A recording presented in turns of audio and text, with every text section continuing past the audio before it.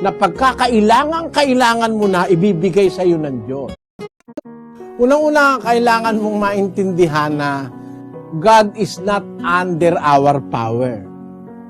We are under God's power. Hindi ko muna nalangin tayo, paghingi mo, agad-agad may obligasyang bigyan kanya agad. Although, nagaganap yun, na pagkakailangan mo na, ibibigay sa iyo ng Diyos. Pero kung halimbawa, hindi binibigay sa iyo, mag-iisip ka sa Biblia. Ba't kaya hindi binibigay? Maraming dahilan.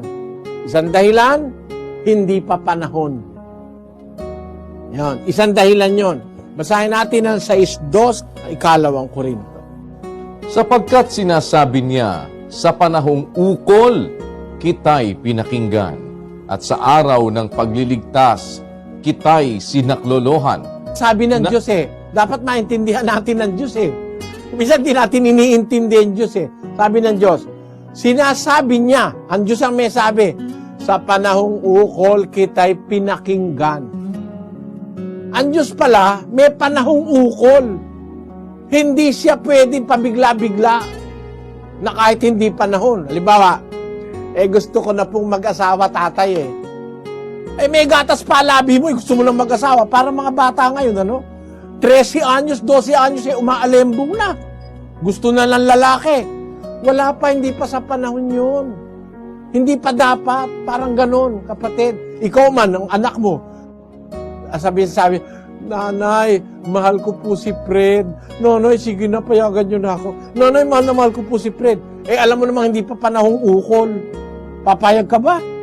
Basahin natin ang unang Korinto 7, versikulo 36. Ngunit kung iniisip ng sino mang lalaki na hindi siya gumagawa ng marapat sa kanyang anak na dalaga, kung ito'y sumapit na sa kanyang katamtamang gulang, at kung kailangan ay sundin niya ang kanyang maibigan, hindi siya nagkakasala, bayaang mag-asawa sila. Tamo kapatid, may panahong ukol Kung halimbawa, yung anak mo nagwawala, gustong mag-asawa, pinipigilan mo, bata pa.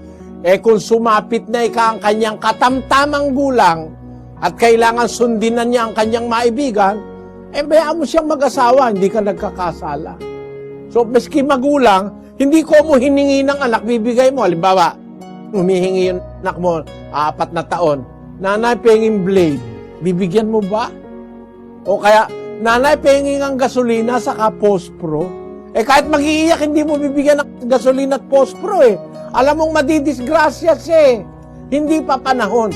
Pero may panahon, kahit na yung gasolina at pospro mapanganib, may panahon, bibigyan mo yung anak mo ng gasolina at pospro.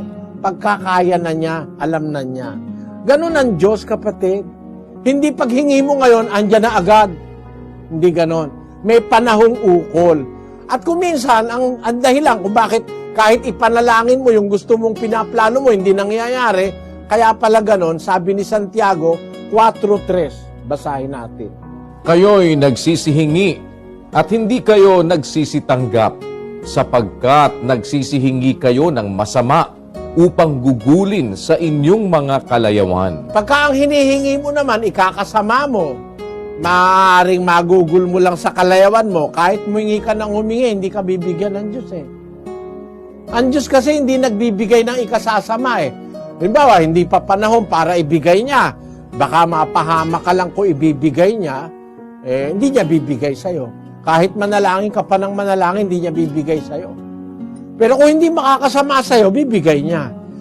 At kung ukol na sa panahon, ganun ang Diyos, kapatid. Halimbawa, naglilihi yung asawa mo. Gusto ko ng atis. Hindi panahon ng atis. Kahit magpalangis yun wala kang makukuha ang atis Di ba? Ganun lang yung kapatid. May panahon. Kaya hindi agad nangyayari kasi may nakatakdang panahon ng Diyos. Ecclesiastes 3:1. Sa bawat bagay ay may kapanahunan, at panahon sa bawat panukala sa silong ng langit. Tamo kapatid, sa bawat bagay may kapanahunan. Ang Diyos ay nagtatakda ng panahon.